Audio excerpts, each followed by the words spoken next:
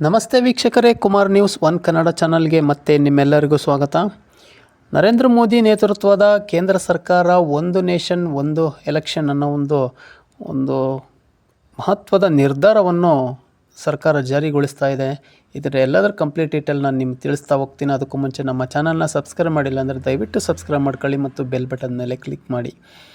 ಒಂದು ದೇಶ ಒಂದು ಚುನಾವಣೆ, ಮೋದಿ ಸರ್ಕಾರದಿಂದ ಮಹತ್ವದ ನಿರ್ಧಾರ. ಕಂಪ್ಲೀಟ್ ಮಾಹಿತಿ ಇಲ್ಲಿದೆ ವೀಕ್ಷಕರೇ.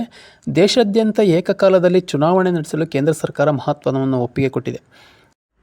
ಕೆಲ ರಾಜ್ಯಗಳಲ್ಲಿ ಅವಧಿಗಿಂತ ಮುಂಚಿತವಾಗಿ ವಿಧಾನಸಭೆ ಚುನಾವಣೆ ನಡೆಯುತ್ತಾ ಲೋಕಸಭಾ ವಿಧಾನಸಭೆ ಎಲೆಕ್ಷನ್ ನಡೆದ 100 ದಿನಗಳೊಳಗೆ ಸ್ಥಳೀಯ ಚುನಾವಣೆಗಳು ನಡೀಬಹುದಾ?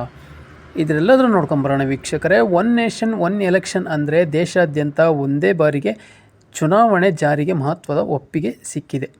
ಕೇಂದ್ರ ಸಚಿವ ಸಂಪುಟ ಸಭೆಯಲ್ಲಿ ಈ ಬಗ್ಗೆ ಇಂದು ಒಂದು ಮಹತ್ವದ ನಿರ್ಧಾರವನ್ನು ಕೈಗೊಳ್ಳಲಾಗಿದೆ. ದೇಶದಲ್ಲಿ ಒನ್ ನೇಷನ್ ಒನ್ ಎಲೆಕ್ಷನ್ ಜಾರಿಗಾಗಿ ಮಾಜಿ ರಾಷ್ಟ್ರಪತಿ ರಾಮನಾಥ್ ಕೋವಿಂದ್ ಅಧ್ಯಕ್ಷತೆಯಲ್ಲಿ ಸಮಿತಿ ರಚನೆಯಾಗಿತ್ತು. ಈ ಸಮಿತಿ ಶಿಫಾರಸಿಗೆ ಕೇಂದ್ರ ಸರ್ಕಾರದ ಕ್ಯಾಬಿನೆಟ್ನಲ್ಲಿ ಒಪ್ಪಿಗೆ ನೀಡಲಾಗಿದೆ. ಈ ಬಗ್ಗೆ ಲೋಕಸಭೆ ಹಾಗೂ ರಾಜ್ಯಸಭೆಯಲ್ಲೂ ಸಹ ಮಸೂದೆಯನ್ನು ಮಂಡಿಸಲು ಕೇಂದ್ರ ಸರ್ಕಾರ ಸಿದ್ಧತೆಯನ್ನು ಸಹ ನಡೆಸಿದೆ ಅಂತಲೇ ಹೇಳಲಾಗ್ತಾ ಇದೆ. ಹಾಗಾದರೆ ಒನ್ ನೇಷನ್ ಒನ್ ಎಲೆಕ್ಷನ್ ಜಾರಿ ಹೇಗೆ ಮಾಡ್ತಾರೆ?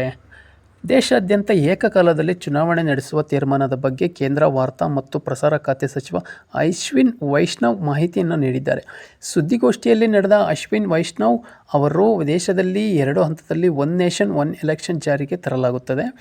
ಒನ್ ನೇಷನ್ ಒನ್ ಎಲೆಕ್ಷನ್ನಿಂದ ಅನೇಕ ಸಮಸ್ಯೆಗಳ ಪರಿಹಾರ ಆಗಲಿದೆ. ಇದು ನಮ್ಮ ದೇಶದ ಬೆಳವಣಿಗೆಗೂ ಸಹಕಾರಿಯಾಗಲಿದೆ. ಹೀಗಾಗಿ ಒನ್ ನೇಷನ್ ಒನ್ ಎಲೆಕ್ಷನ್ ಅನ್ನು ಸರ್ವಸಮ್ಮತದಿಂದ ಜಾರಿಗೆ ತರುವ ವಿಶ್ವಾಸವನ್ನು ಸಹ ಅವರು ವ್ಯಕ್ತಪಡಿಸಿದ್ದಾರೆ. ಹಾಗಾದರೆ ರಾಜ್ಯ ಹಾಗೂ ವಿಧಾನಸಭಾ ಚುನಾವಣೆಯನ್ನು ಹೇಗೆ ನಡೆಸಬಹುದು? ದೇಶಾದ್ಯಂತ ಒನ್ ನೇಷನ್ ಒನ್ ಎಲೆಕ್ಷನ್ ಜಾರಿಗೆ ಬಂದರೆ ಕೆಲ ರಾಜ್ಯಗಳಲ್ಲಿ ಅವಧಿಗಿಂತ ಮುಂಚಿತವಾಗಿ ವಿಧಾನಸಭೆ ಚುನಾವಣೆ ನಡೆಯಬೇಕಾಗ್ತದೆ. ಲೋಕಸಭಾ ರಾಜ್ಯ ವಿಧಾನಸಭೆ ಚುನಾವಣೆಗಳಿಗೆ ಏಕಕಾಲಕ್ಕೆ ಚುನಾವಣೆ ನಡೆಸಲು ಈ ಮಸೂದೆಗೆ ಒಪ್ಪಿಗೆ ಪಡೆಯಲಾಗುತ್ತದೆ. ಇದರಿಂದ ಕೆಲ ರಾಜ್ಯಗಳಲ್ಲಿ ವಿಧಾನಸಭೆ ಅವಧಿಯೂ ಕಡಿತ ಆಗುವ ಸಾಧ್ಯತೆಗಳಿದೆ ಅಂತಂದು ಸಹ ಹೇಳಲಾಗ್ತಾ ಇದೆ. ಈ ಕಾನೂನು ಜಾರಿಯಾದರೆ ಲೋಕಸಭೆ ವಿಧಾನಸಭೆ ಚುನಾವಣೆ ನಡೆದ 100 ದಿನಗಳೊಳಗೆ ನಗರ ಸ್ಥಳೀಯ ಸಂಸ್ಥೆ ಪಂಚಾಯಿತಿ, ಮಹಾನಗರ ಪಾಲಿಕೆ, ಜಿಲ್ಲಾ ಪಂಚಾಯತ್, ತಾಲೂಕ್ ಪಂಚಾಯತ್, ಗ್ರಾಮ ಪಂಚಾಯಿತಿಗೂ ಸಹ 100 ದಿನಗಳೊಳಗೆ ಚುನಾವಣೆ ನಡೆಸಲು ಒಂದು ತೀರ್ಮಾನಕ್ಕೆ ಬರಲಾಗ್ತದೆ. ಪ್ರಧಾನಿ ನರೇಂದ್ರ ಮೋದಿ ಸರ್ಕಾರದ ದಿಟ್ಟ ಹೆಜ್ಜೆಯನ್ನು ಇಟ್ಟಿದೆ ಅಂತಲೇ ಹೇಳ್ಬೋದು. ಕೊನೆಗೂ ಒನ್ ನೇಷನ್ ಒನ್ ಎಲೆಕ್ಷನ್ಗಾಗಿ ಸಮಿತಿಯನ್ನು ರಚನೆ ಮಾಡಿ ಇದನ್ನು ಕಾರ್ಯರೂಪಕ್ಕೆ ತರುವಂಥ ಕೆಲಸವನ್ನು ಮಾಡಿದ್ದಾರೆ. 1967ರವರೆಗೂ ಜಾರಿಯಲ್ಲಿದ್ದ ಕಾನೂನು 1951, 52, 1957, 1962, 1967ರವರೆಗೂ ಭಾರತದಲ್ಲಿ ಒಂದೇ ಬಾರಿಗೆ ಲೋಕಸಭೆ, ರಾಜ್ಯಸಭೆ, ವಿಧಾನಸಭೆ ಚುನಾವಣೆಗಳು ನಡೆಯುತ್ತಿದ್ದವು. ಆದರೆ 1967ರಲ್ಲಿ ಬಳಿಕ ರಾಜ್ಯ ವಿಧಾನಸಭೆಗಳ ಬೇರೆ ಬೇರೆ ರಾಜಕಾರಣದಿಂದ ವಿಸರ್ಜನೆಗೊಂಡವು. ಇದರಿಂದ ಲೋಕಸಭೆ ಹಾಗೂ ರಾಜ್ಯ ವಿಧಾನಸಭೆ ಚುನಾವಣೆ ಒಟ್ಟಿಗೆ ನಡೆಸಲಾಗಲಿಲ್ಲ. 1980ರಲ್ಲಿ ಮತ್ತೆ ಒನ್ ನೇಷನ್ ಒನ್ ಎಲೆಕ್ಷನ್ಗೆ ನಡೆಸುವ ಬಗ್ಗೆ ಪ್ರಸ್ತಾವನೆ ಸಲ್ಲಿಸಲಾಗಿತ್ತು. 1999ರಲ್ಲಿ ಜಸ್ಟಿನ್ ಜೀವನ್ ರೆಡ್ಡಿ ಅಧ್ಯಕ್ಷತೆಯ ಕಾನೂನು ಆಯೋಗದಿಂದ ಒನ್ ನೇಷನ್ ಒನ್ ಎಲೆಕ್ಷನ್ ಬಗ್ಗೆ ಶಿಫಾರಸನ್ನು ಸಹ ಮಾಡಿದರು.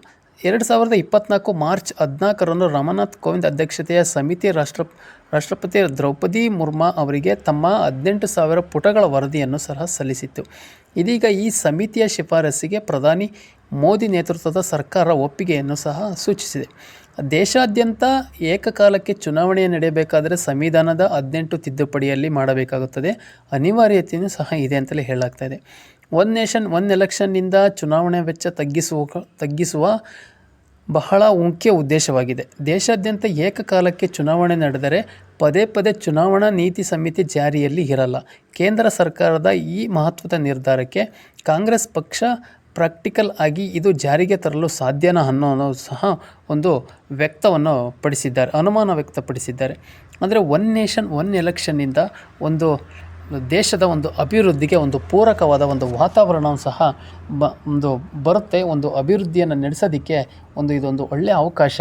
ಹಾಗಾಗಿ ಒನ್ ನೇಷನ್ ಒನ್ ಎಲೆಕ್ಷನನ್ನು ಜಾರಿಗೆ ತರೋದು ನಮ್ಮ ಮುಂದಿನ ಪೀಳಿಗೆಗೆ ಒಂದು ಉತ್ತಮವಾದ ಒಂದು ದಾರಿಯಾಗುತ್ತೆ ಅಂತಲೂ ಸಹ ಒಂದು ಕೇಂದ್ರ ಸರ್ಕಾರ ನರೇಂದ್ರ ಮೋದಿ ನೇತೃತ್ವದ ಒಂದು ಕೇಂದ್ರ ಸರ್ಕಾರ ಈ ಒಂದು ಮಹತ್ವದ ಒಂದು ಹೆಜ್ಜೆ ಇಟ್ಟಿರೋದ್ರಿಂದ ದೇಶದಲ್ಲಿ ಮುಂದಿನ ದಿನಗಳಲ್ಲಿ ಇದು ಯಾವ ರೀತಿಗೆ ಕಾರ್ಯರೂಪಕ್ಕೆ ಬರುತ್ತೆ, ಯಾವ ರೀತಿ ದೇಶದ ಬೆಳವಣಿಗೆಗೆ ಇದು ಒಂದು ಅನುಕೂಲವಾಗುತ್ತೆ ಅನ್ನೋದು ಸಹ ನಾವೆಲ್ಲರೂ ಕಾದು ನೋಡೋಣ ವೀಕ್ಷಕರೇ. ನಮ್ಮ ಮಾಹಿತಿ ನಿಮಗೆ ಇಷ್ಟ ಆಗಿದ್ದರೆ ದಯವಿಟ್ಟು ಕೇಂದ್ರ ಸರ್ಕಾರವನ್ನು ಈ ಒಂದು ಮಸೂದೆಗೆ ಅಂಕಿತ ಹಾಕಿರೋದು ಒನ್ ನೇಷನ್ ಒನ್ ಎಲೆಕ್ಷನ್ಗೆ ನಿಮ್ಮ ಅನಿಸಿಕೆ ಅಭಿಪ್ರಾಯಗಳನ್ನು ಕಮೆಂಟ್ ಮೂಲಕ ತಿಳಿಸಿ ಅಂತ ಹೇಳ್ತಾ ಮತ್ತೆ ಮುಂದಿನ ವಿಡಿಯೋದಲ್ಲಿ ಸಿಗೋಣ. ಅಲ್ಲಿವರೆಗೂ ಎಲ್ರಿಗೂ ನಮಸ್ಕಾರ. ನಮ್ಮ ಚಾನಲ್ನ ನೀವಿನ್ನೂ ಸಬ್ಸ್ಕ್ರೈಬ್ ಮಾಡಿಲ್ಲ ಅಂದರೆ ದಯವಿಟ್ಟು ಸಬ್ಸ್ಕ್ರೈಬ್ ಮಾಡ್ಕೊಳ್ಳಿ ಮತ್ತು ಬೆಲ್ ಬಟನ್ ಮೇಲೆ ಕ್ಲಿಕ್ ಮಾಡಿ ಅಂತ ಹೇಳ್ತಾ ಎಲ್ರಿಗೂ ನಮಸ್ಕಾರ.